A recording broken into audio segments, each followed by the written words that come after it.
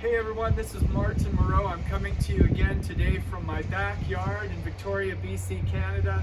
I hope you're going to be able to hear me today. It's an interesting day. I wanted to get this video done for you no matter what. And today we're expecting thunderstorms anytime. So I'm hoping to get this done before the wind and the rains and the hail comes. We also have the city digging up our street and redoing the roads and the sidewalks. So there's lots of noise around here. So I'm going to use my Aikido voice and hopefully you can hear me over the wind and all the noises that are going on in the background. Again, wanted to let you know I've been doing Aikido for a little over 25 years, teaching kids classes for 20. I love teaching kids. The kids in my program range from 5 years old to 18 years old. So it's child, youth, junior teen, and senior teen classes. Today, this is going to be the first video or the introductory video for the Bokken. The Bokken is the wooden sword. Now, first thing we need to talk about is, what are you going to use? If you have a wooden sword at home, a Bokken, fantastic, grab it, that's what you're going to use. If you don't have one, you've got a few options. I'll show you a few. So I just rummaged through my garage and found a few things. I found an old piece of doweling. It's a little long, but it could be cut in half to about 40 inches. That's about right for a Bokken. And you can use that to swing around. I found a garden tool that I never use. I'm not even sure what to do with this. So I could chop that up and use the stick. And I found I found a handle. I think this was for a paint roller. And this is some kind of lawn edging tool. I even found a croquet mallet. Now I'm definitely not going to chop this up because we love croquet. We play it all the time, but if you had an old mallet that you just never use, again, ask your parents first. Make sure it's okay before you chop up anything. But this one would actually be about the right length once you take this off. The weight wouldn't be exactly right, but that's okay.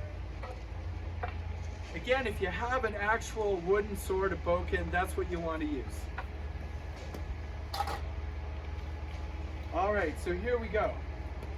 I've got a Bokken, and we're going to start with that. Now, unlike the Jo in our previous episode, where we did the introduction to the Jo, the Bokken has a curve to it because this is basically a replica in a wooden form of the Japanese katana, the Japanese sword. So this is going to have a sharp edge, or at least we imagine it to be sharp. And then we have the blunt edge. So this rounded tip, that's the blade. And once we're practicing, we're going to try not to touch that. We're going to try to pretend that this is a live blade and treat it with respect as such. This is the handle. That's where we're going to be grabbing the sword and doing our work with. So initially, I'm going to pretend that this is away in the scabbard and everything's okay. I don't have to worry about being cut. And I like having it on my right side. So I'm going to have it on my right side when I'm carrying it. I'm going to be careful when I'm walking around, just like the Jo when we talked about this in the last episode. You're not going to be flippant in the way you carry this. You're not just going to have it sticking out any old place. I like to hold it handle up, blade to the back, and I like to carry it this way. Now we're going to bow it in. So you're going to grab the sword handle in your left hand, blade end in your right hand, and I'm going to actually have the blade side facing down, the handle side facing up, the handle's on my left. I'm going to hold it high and I'm going to bow to the blade. Now I'm going to put it on my left side. This is the live training side. This is for when I'm ready to draw the sword and start working. Okay, so let's get started right there. Now that we've got the Bokken bowed in, we know the basics of how to carry the Bokken around and how to bow it in. We're going to talk about how to hold the Bokken. So as you can see, the Bokken has the blade end and then a handle end here that shows that there's a handle. Now, depending on what kind you have, sometimes that transition isn't clear. Don't worry about that. Just imagine the last almost 1 foot of the Jo has a handle. I'm going to put one hand near the top of the handle. I like to put the other hand at the bottom. Some people say you should have your pinky finger almost over the edge there. That's fine. It's okay to have them closer together. Or if you're a smaller person, if you're one of my 5 or 6 year olds and you've got one of these, holding it down here just might feel heavy. You can choke up a little bit and hold it a little bit higher. That's okay. Everybody else, you want to have one hand in between the two hands. So this bit of wood here. All right, let's get started. We're going to do a little bit of saburi practice, the basics. Saburi means elementary movements or basic cutting movements. First thing we're going to do is the Shomenuchi Strike.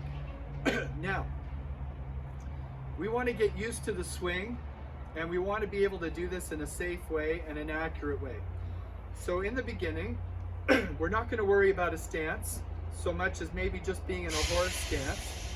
And I'm going to practice putting this above my head and finding my spine in the middle. Hopefully you can still hear me. They've started pouring concrete, so we'll keep going though. So you want it right in the middle of your back on your spine. Now I'm going to send it out, and I'm going to bring it all the way down. This is just to get practice for swinging it and accuracy. When you cut, imagine that you're drawing a huge rainbow in the sky or a big circle. So you don't want a small movement. That's only good for chopping wood. It's not good for swinging the bokken. So again, put it behind, send it out. Lift it, send it out. Try to lift the sword in a relaxed way by pushing the bottom and raising the tip and bringing it over your head. Send it out. So we're going to do a few of these. At any point, you can stop the video and do some of these on your own. So this is the sideways view. Again, at the beginning, just make sure you're centered and send it out. Centered, send it out. Centered, send it out. Okay? Good job. Now we're going to do this in Hanmi. So I'm going to start Migi Hanmi, that's right foot forward. And I'm going to do the same thing, but now I'm going to stop it halfway at the back. And when I cut, I'm going to stop at about stomach level. So it's going to look like this.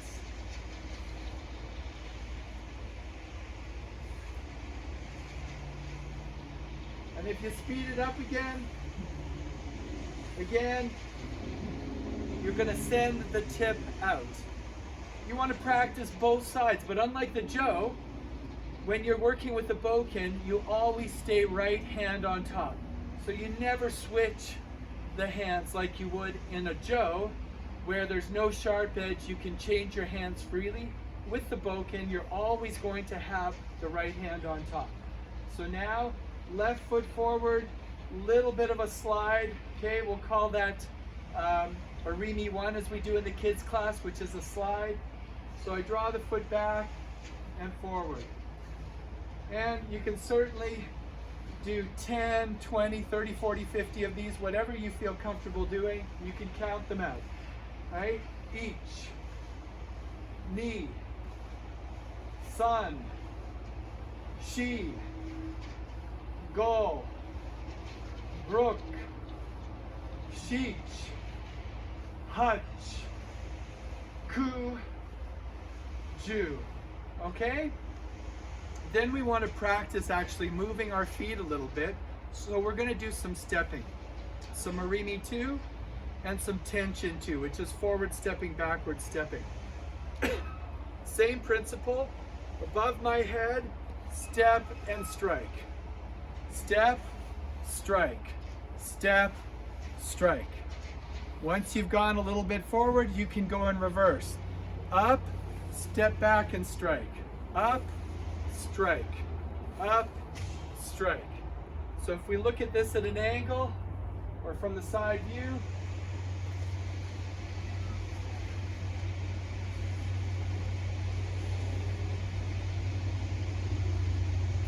next movement we're going to do is a little bit of turning or tenkan. This is also important. So if I do this from the side, I'm going to slide and cut. Then I'm going to imagine that my tip is inside a wall or something, and the tip basically stays there. And I turn with the handle above my head and I cut. Same thing, I'm going to imagine that tip is stuck inside something, and I'm going to turn underneath it, strike, turn, strike, strike, strike, strike. Okay, good job. So now you've got sliding forwards and backwards, you have stepping forwards and backwards, and you've got tenkan.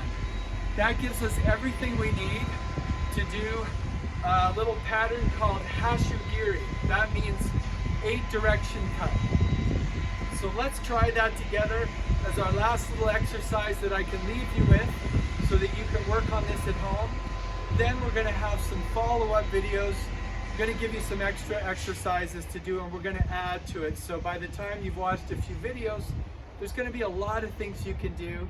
You can go out into a field or your backyard and work on this by yourself or with one of your family members if they want to join you.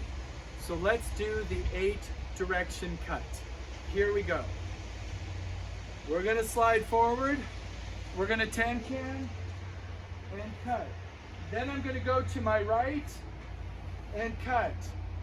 Tenkan, cut. Now this time I'm going to turn extra, not just to here, but to a little bit further for the angle. Cut, tenkan, cut, turn, cut, always on the angles, cut. Then I can do this if I want to reset. Not necessary, but you might want to do that for something fun to do. Let's do it one more time.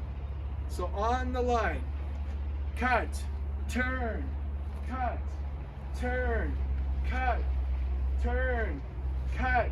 Now we go an extra little bit to be on the angle.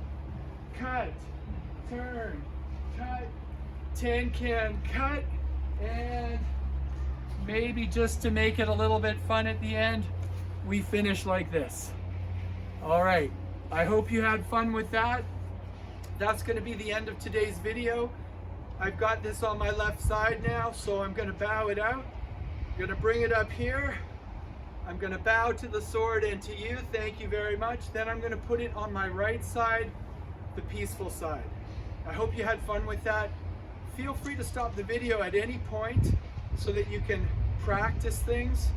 And also keep in mind that we would love to hear from you. If you've got any comments or requests, we'd love to hear from you. Just put something in the comment. Feel free to share this with others as well. We'd really appreciate that.